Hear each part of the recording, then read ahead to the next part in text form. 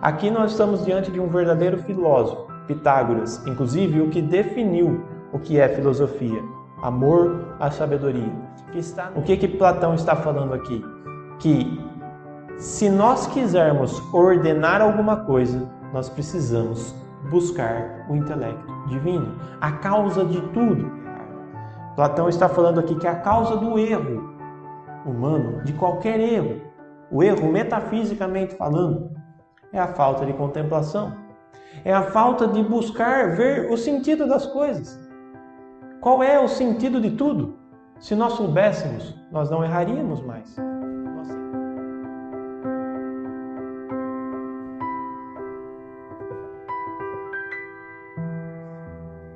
Agora eu vou ler um trecho longo e eu gostaria que você prestasse muita atenção e eu faço questão de lê-lo inteiro. Um texto aqui de mais de meia página que eu preciso ler para que você possa perceber o todo, tá? Nos detalhes. Então eu não posso pular nenhum dos detalhes. Então preste muita atenção. É um exemplo.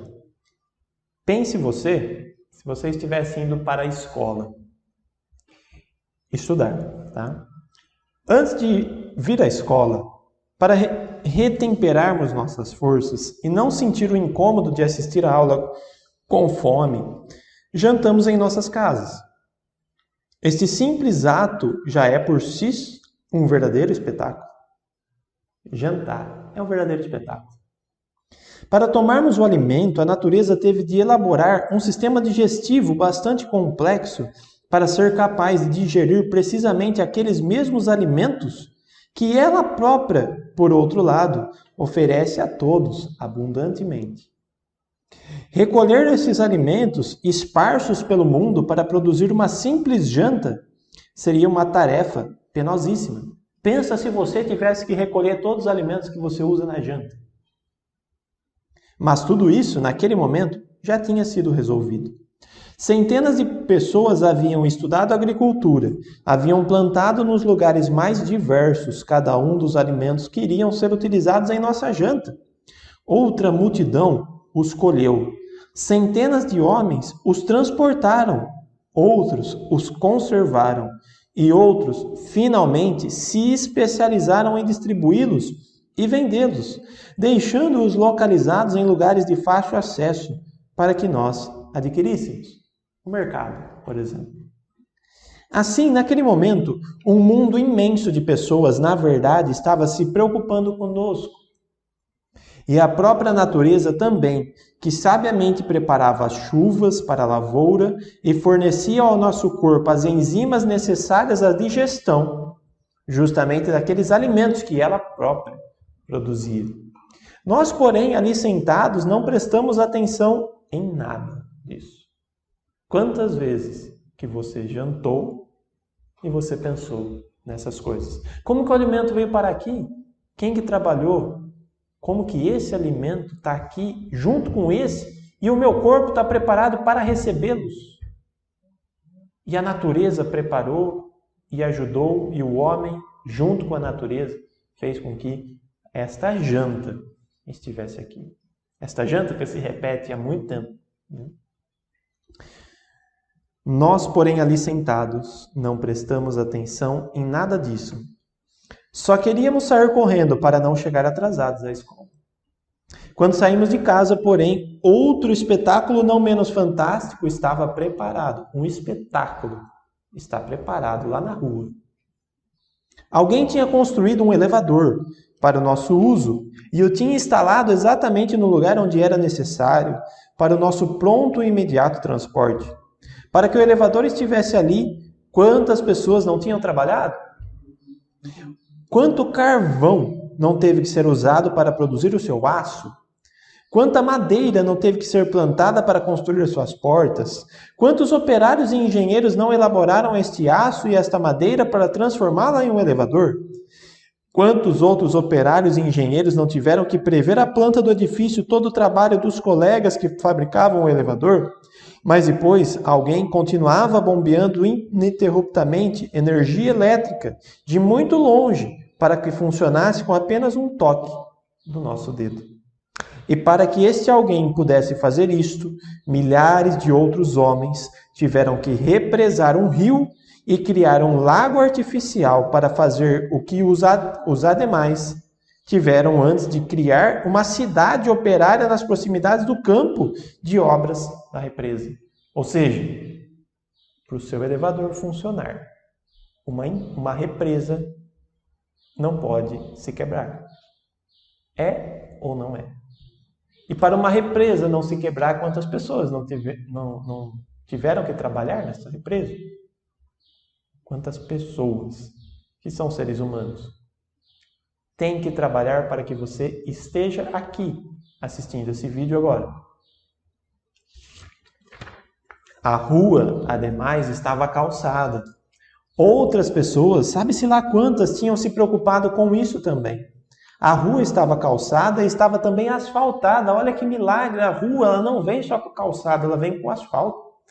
Para fazer com que um ônibus pudesse trafegar para a nossa comodidade, sem que o pedíssemos. Não apenas um ônibus, mas diversos ônibus passavam regularmente à nossa disposição para nos levar não a um só lugar, mas a qualquer lugar que quiséssemos. Para isso, milhares de pessoas tiveram que estudar mecânica, projetar os ônibus, construir os ônibus, vender os ônibus, fazer a manutenção dos ônibus, dirigir os ônibus, explorar petróleo, refinar petróleo, transportar gasolina, educar motoristas, educar o trânsito, sinalizar o trânsito. E não só tinham feito tudo isto, como continuavam fazendo incessantemente para que pudéssemos tomar o ônibus naquele momento ou a qualquer momento. Quantas coisas precisam acontecer para que isto que a gente acha que é simples esteja acontecendo? É ou não é um milagre? Quando nós começamos a pensar desse jeito, nós começamos a ver que o mundo não gira em torno de nós. E que apesar disso, o mundo parece ter sido planejado para nós. Exatamente. Esses dias eu pensava num rio que eu levo a minha filha às vezes para brincar.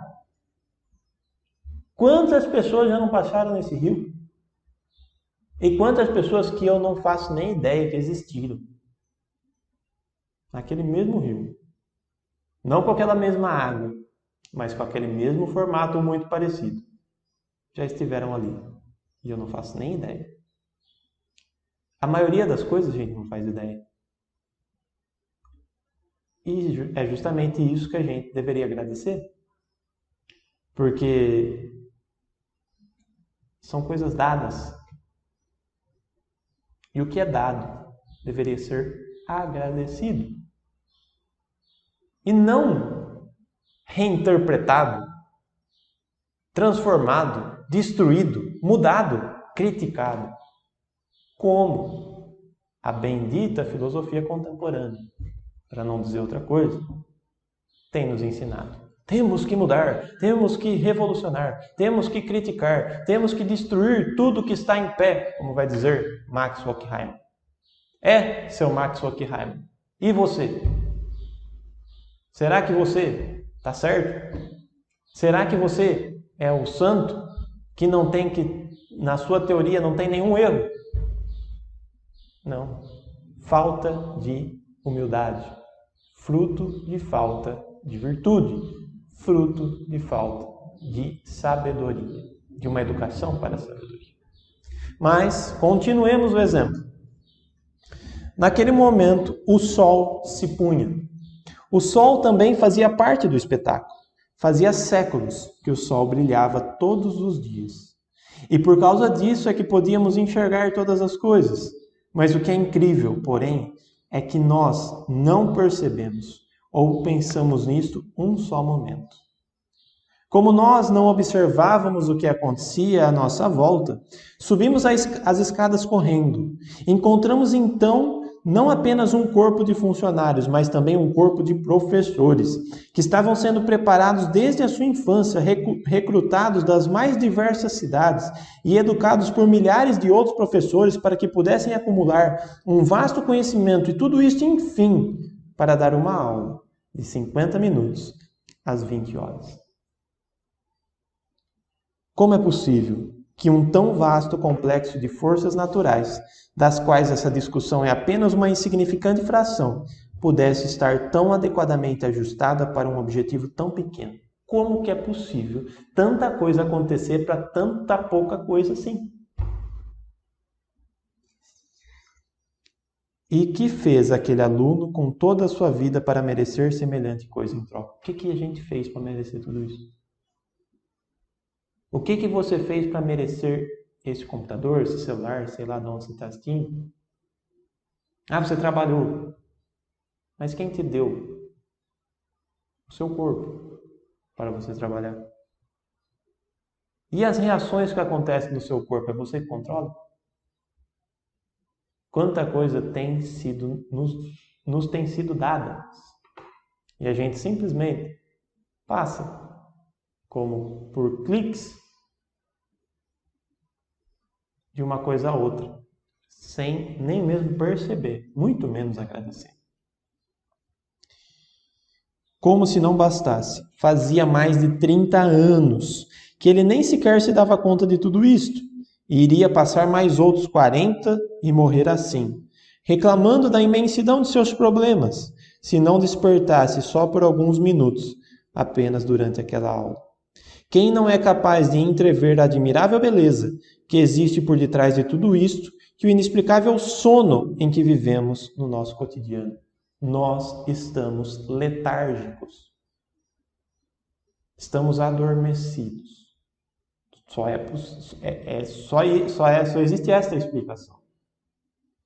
Que nós não percebemos mais essas coisas.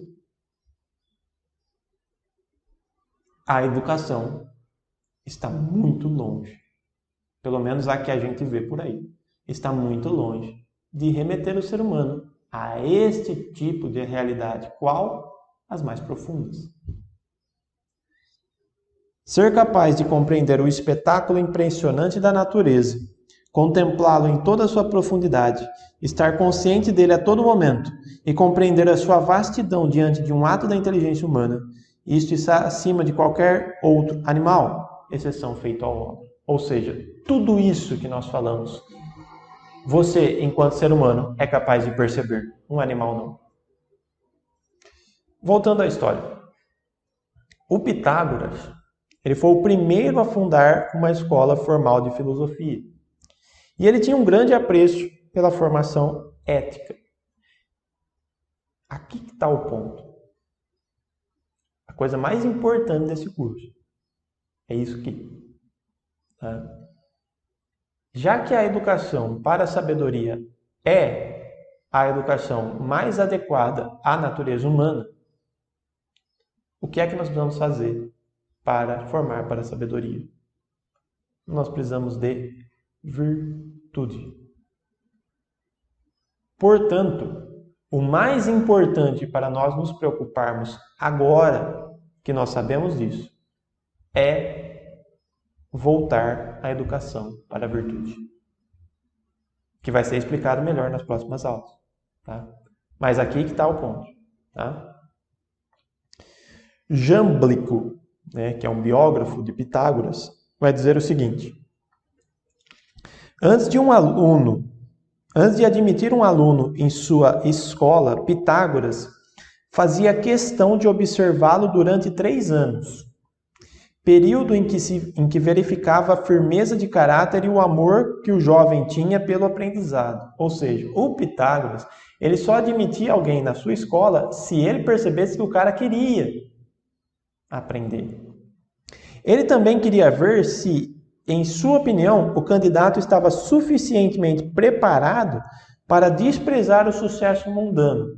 Ou seja, se o cara que queria entrar na escola do Pitágoras quisesse entrar ali para ficar famoso, Pitágoras nem aceitava. Por quê? Porque ficar famoso é muito menos do que ser sábio. E o que ele queria era que alguém estivesse interessado em ser sábio. O filósofo contempla e apreende a contemplar a natureza de um modo que se parece muito mais com alguém encantado com uma sinfonia do que com o modo como os nossos cientistas analisam os dados do laboratório sobre a natureza. Os filósofos faziam da natureza a música da inteligência, porque de fato ela se comporta como se tal fosse. Pareceu-lhes que alguém quis tocar com ela uma música que só um verdadeiro homem poderia ouvir. Olha que coisa maravilhosa. Um verdadeiro filósofo vê a natureza como uma sinfonia. Uma sinfonia que só o homem pode ouvir. Mas que não quer dizer que porque ele pode, que ele ouve. Que ele percebe que é uma sinfonia. E é isso que está faltando. Contemplar a verdade. Contemplar. A verdade está aí. Basta que nós a contemplemos. Olha o que vai dizer Sócrates, já que nós estamos falando de ouvir. Os amigos das audições e dos espetáculos gostam de belas vozes, cores e formas de todas as coisas elaboradas com esses elementos. Porém, as suas mentes são incapazes de ver e saborear a natureza do belo em si mesmo. Raros são aqueles que têm a capacidade de apreciar a natureza do belo em si mesmo. O que o Sócrates está falando aqui? Que, normalmente, o que as pessoas prestam atenção são nas coisas bonitas, mas não na beleza em si. As coisas, matéria, não na imaterialidade do belo, do verdadeiro e do bom e do bem. Ou seja, um verdadeiro filósofo extrapola o nível da materialidade. E para isso, um ser humano precisa de virtude. A falta de virtude nos deixa materialistas. E é aqui que está o problema da humanidade. O problema de toda ela. O homem é feito, tem uma natureza adequada para a virtude, para buscar a virtude. E se ele não a buscar, ele vai deixar de ser humano. Então nós nascemos com uma tarefa de nos fazermos humanos. Ninguém vai ser humano naturalmente. Nós vamos precisar de esforço.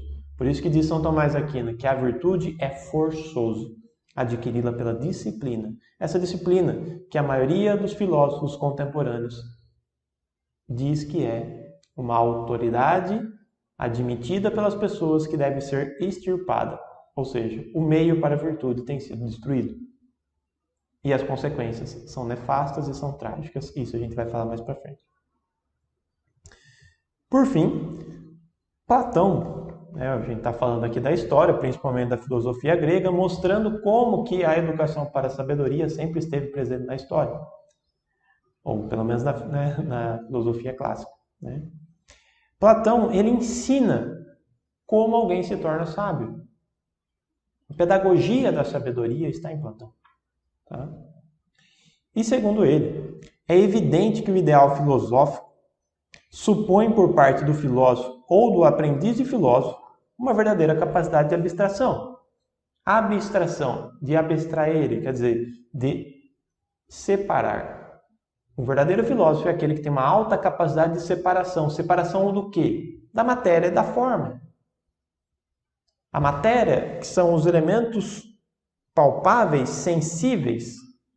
A forma, que são os elementos inteligíveis, que são os elementos imateriais. A junção de matéria e forma dá a coisa. A forma é a essência da coisa, que junto com a matéria dá a coisa em si. O que isso quer dizer? A essência da cadeira é uma coisa, a cadeira em si é outra. A essência da cadeira é aquela que é usada para fazer qualquer cadeira. Ou seja, é um objeto que tem apoios, que são chamados de pernas, tem um assento, e aí tem uma outra parte que é chamada de encosto, Então aí tem aí as pernas, tem o encosto e por aí vai. Toda cadeira tem isso, né? Aí, se essa cadeira vai ser azul, se vai ser preta, se vai ser pesada, se vai ser leve, se vai ser áspera, se vai ser confortável, desconfortável, isto é da matéria. Mas a forma é para todas. A matéria diferencia. Enfim, a abstração é a separação da forma da matéria. É aquela realidade que nos permite sair do mundo material. Abstrair quer dizer separar o material do imaterial, a matéria da forma. Óbvio que a contemplação exige um alto nível de abstração, porque é totalmente imaterial. Tá? Se é assim, nós temos um grande compromisso de formar as crianças desde pequenas para a sabedoria. E Platão já falava isso, dizendo que é muito importante preservar as crianças do mal desde pequenas. Nós temos que ter muito cuidado com as coisas que a gente mostra, com as coisas que elas têm experiência, que não sejam coisas que desordenam o seu intelecto que ainda é frágil. Porque se desordenado, ele não vai conseguir futuramente alcançar um nível de ordenação necessário para a sabedoria. Segundo Platão, se houver meio de persuadi-los, as crianças, de que jamais houve cidadão algum que tivesse sido inimizado, ou seja, que tivesse brigado com o outro, e de que é um crime fazer tal coisa, este e não outro é o gênero de histórias que os anciãos e anciãs deverão contar desde o berço, pois as impressões recebidas nesta idade tendem a tornar-se fixas e indeléveis. Portanto, é da mais alta importância que as primeiras fábulas que se escutam sejam de molde a despertar nelas o amor da virtude. A criança, desde pequena, ela tem que ser formada para a virtude. E isso é algo que pressupõe a educação para o belo, para o bem e para o verdadeiro. A criança deve ter impressões e experiências que conduzam ao bom, ao belo e ao verdadeiro. E quais são as impressões que as nossas crianças têm tido? Que tipo de música elas estão ouvindo? Que tipo de imagem que elas estão vendo? Que tipo de realidade que elas estão experimentando dentro das suas próprias casas?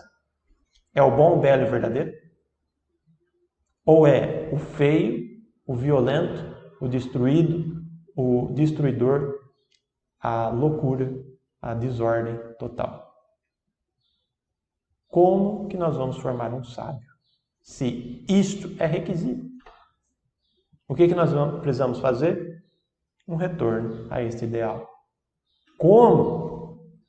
Estou falando de ideal, porque eu estou fazendo um curso de filosofia, não de pedagogia.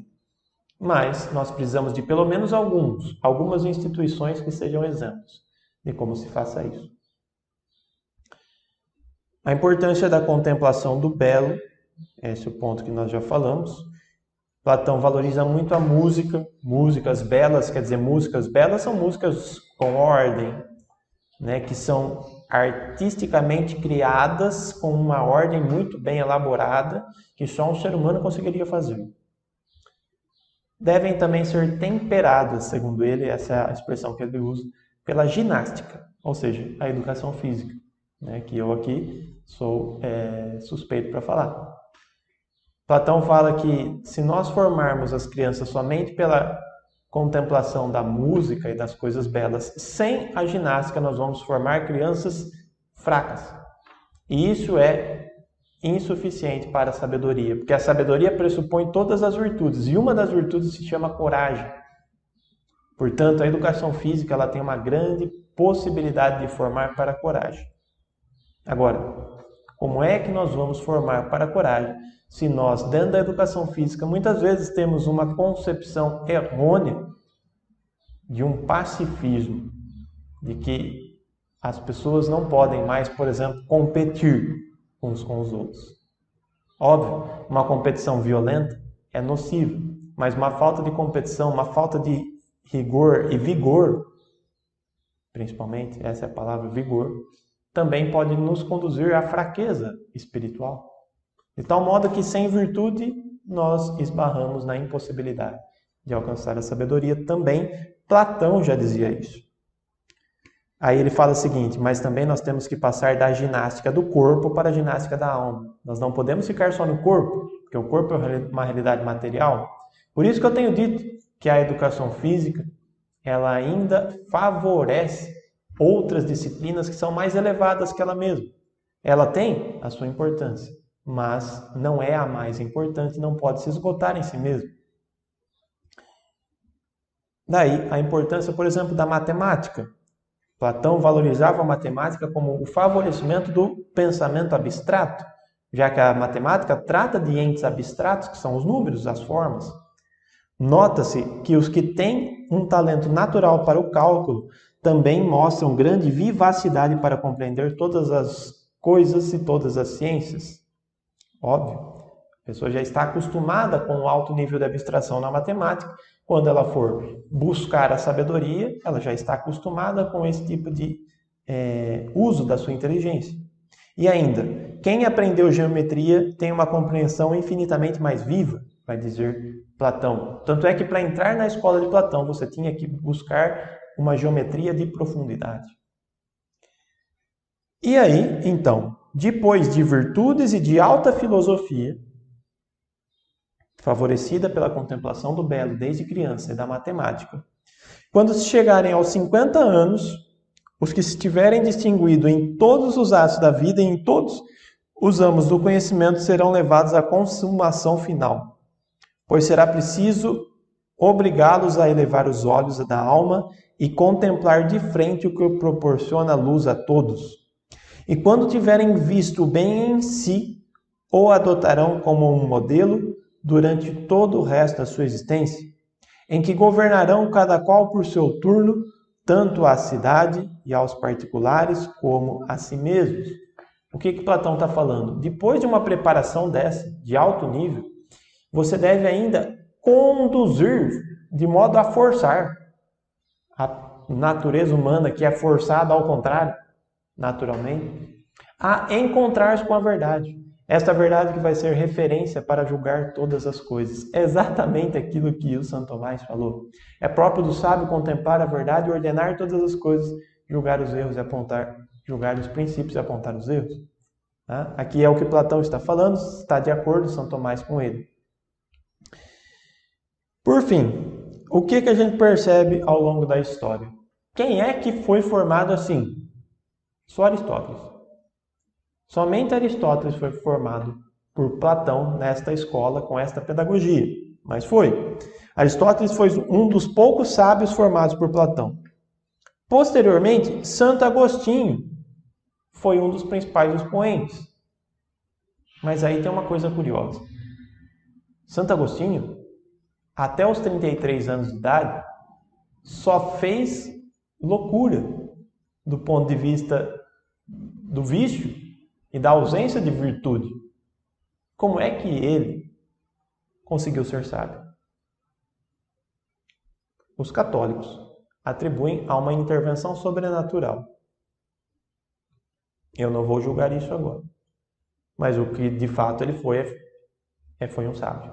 Tanto é que influenciou 1000 anos de história, em que ele era a principal referência da Idade Média. E foi quem fundamentou Santo Tomás de Aquino, que já teve aí uma educação muito mais forte, desde pequeno. Né? Mas enfim, posteriormente Santo Agostinho foi um dos principais expoentes. Após este, o nível foi retomado apenas em Hugo de São Vítor, século XII, o qual foi sucedido por São Tomás de Aquino. Então, existe na história sábios, tá? Que cumprem todos esses requisitos aqui que a gente já falou, da busca da contemplação da verdade, da felicidade, com aqueles graus que a gente já falou, tá? Mas enfim, Hugo de São Vítor vai assim conceituar a contemplação. A contemplação é aquela vivacidade da inteligência, a qual, já possuindo todas as coisas, as abarca em uma visão plenamente manifesta. E isto de tal maneira que aquilo que a meditação busca, a contemplação, a possui. A contemplação é a vivacidade da inteligência. Uma inteligência viva é capaz de alcançar a contemplação. Hugo de São Vítor, um grande sábio. Porém, o que a gente vê depois de São Tomás de Aquino? Que o advento das universidades, nós já falamos isso, interrompeu essa ascensão.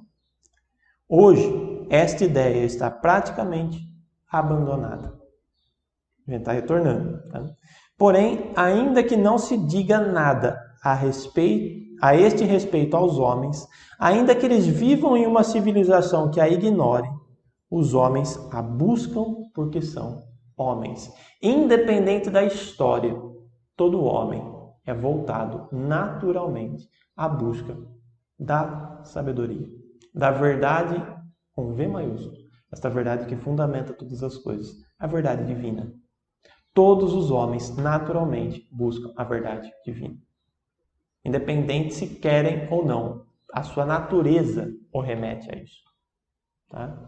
Mas que isso se deu ao longo da história, até a Idade Média, até que foi.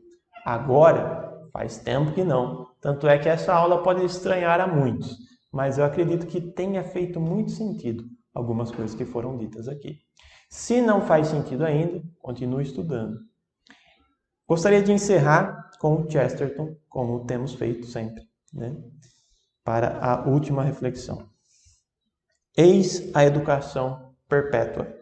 Ter suficiente certeza de que algo é verdadeiro a ponto de chegar à ousadia de contá-lo a uma criança. É deste dever altamente audacioso que os modernos estão fugindo de todas as formas possíveis. E sua única desculpa é, naturalmente, que suas filosofias modernas são tão imaturas e hipotéticas que eles não se julgam capazes de convencer nem a eles mesmos, quanto menos a um recém-nascido. Nem um recém-nascido eles confiam que as suas filosofias podem convencer, mas eles querem te convencer. Então, é a partir disso que nós temos que olhar as coisas e eu espero que esse curso esteja promovendo a você uma reflexão para isso. Bons estudos!